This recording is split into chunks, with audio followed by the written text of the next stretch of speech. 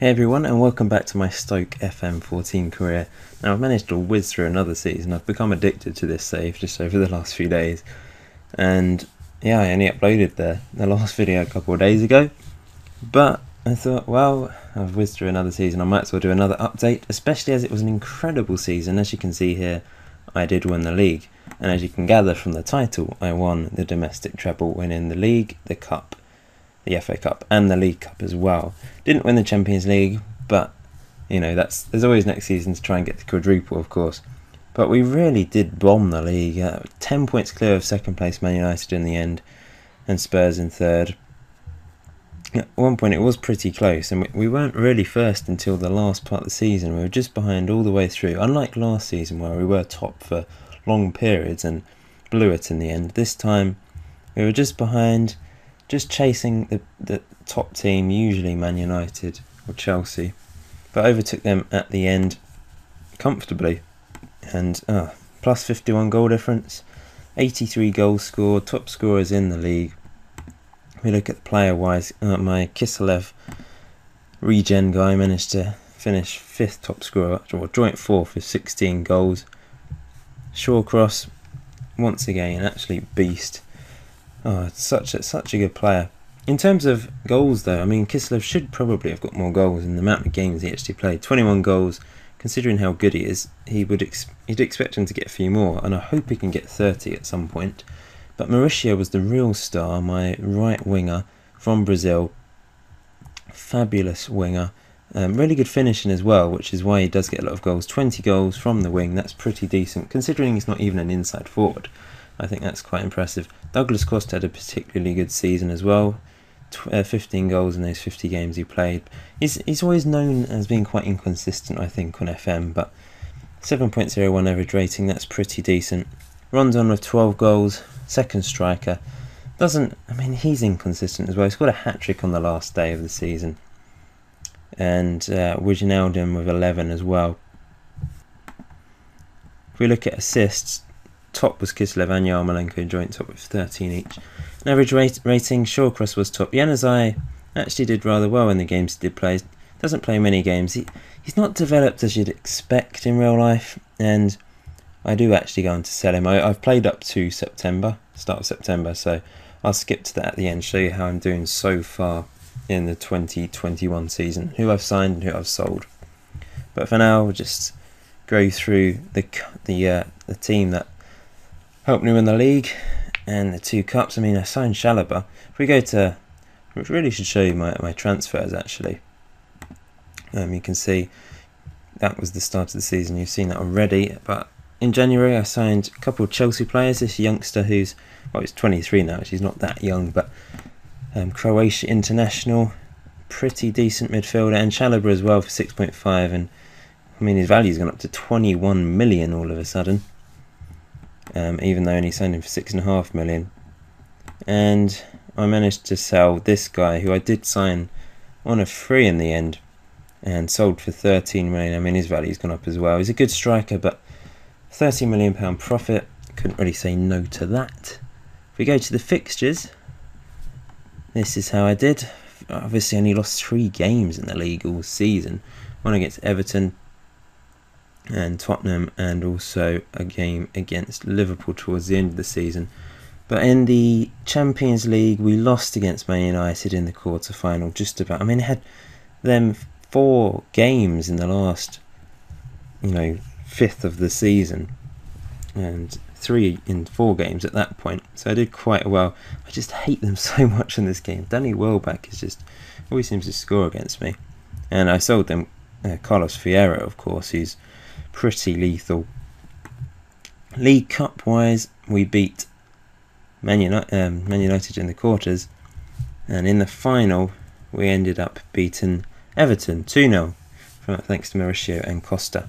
And FA Cup wise, we beat Chelsea 3-1, Kiselev with a couple of penalties to help us win that competition. So a domestic treble, that's pretty amazing.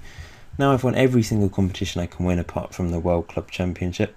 I won the Champions League with West Ham, of course, and I've won the League Cup twice with Stoke, and the FA Cup twice with Stoke, and the League once. So hopefully we can push on and win a quadruple. That would be the dream. There's not much else I can do. Once I do that, I guess I'll move on to a different challenge. Maybe on this save, maybe on a different save. But I do love this team. So if we skip forward to September, fourth season with Stoke really. Third and a half. I had half a season, then 2 full seasons, and then this season. Was that right? I can't remember. This is my 3rd season with Stoke, I think. I've forgotten my history. But yeah, good start to the season. We've won 4 games out of 4. 3rd place, just on goal difference really.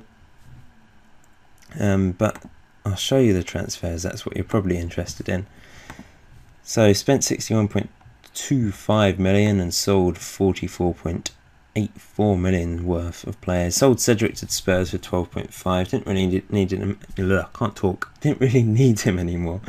Roccacella, my Italian centre back, he left. I sold him to Chelsea simply because, I mean, that's a good profit. And it wasn't great for me really.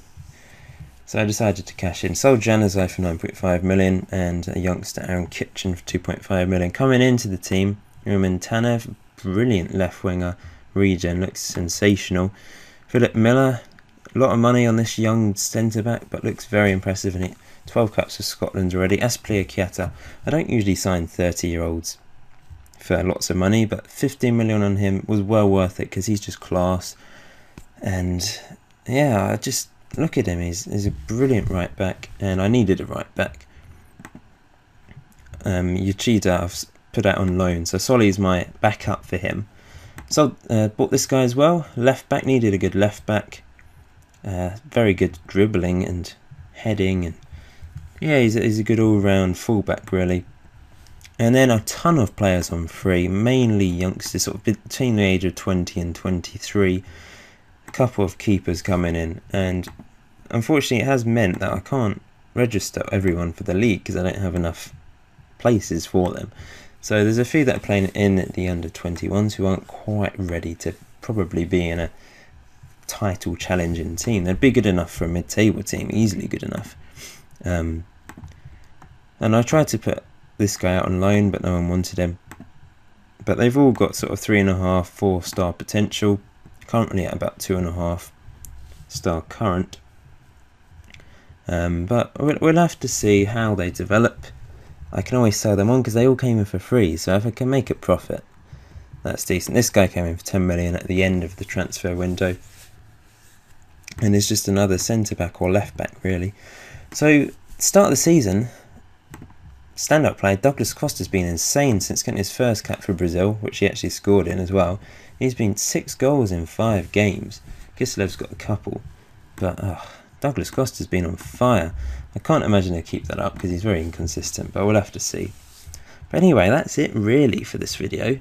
I flew through that last season. I'll probably fly through this one as well, and hopefully have another video up at some point.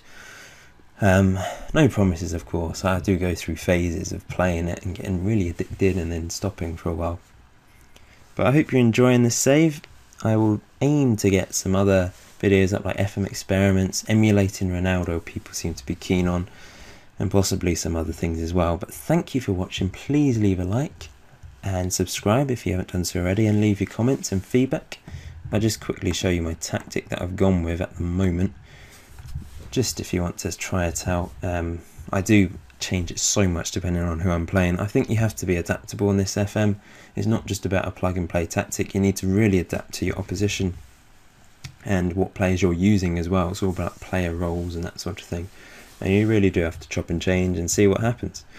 But anyway, thanks for watching guys, and I shall see you in a future video.